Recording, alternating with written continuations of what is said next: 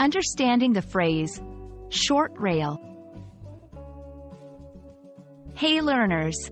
Today, we're diving deep into the phrase, short rail. Ever stumbled upon it and wondered what it meant? Well, wonder no more. By the end of this video, you'll have a solid grasp of its meaning and usage. Short rail can be divided into two words.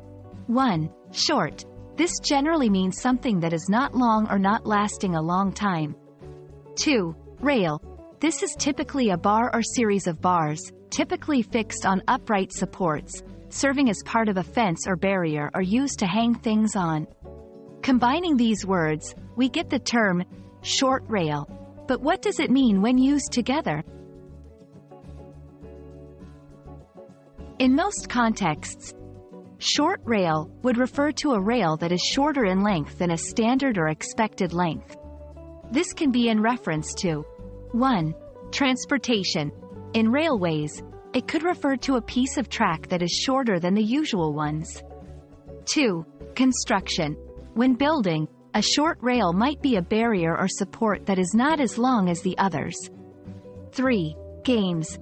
In sports or games like billiards, the short rail could refer to the shorter sides of the table.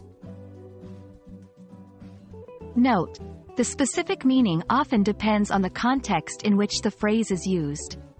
It's important to pay attention to the surrounding information when deciphering its exact meaning. To understand it better, let's look at some examples. 1. The train had to slow down because of the short rail ahead.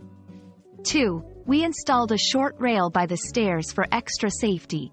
3. In billiards, he aimed for the short rail to make his shot. From these examples, it's clear that the context gives the phrase its specific meaning. And there you have it. The phrase, short rail, is simple once you break it down and understand the context. It's amazing how two common words can come together to form a unique meaning. We hope this video clarified things for you. Keep learning and exploring the wonders of the English language.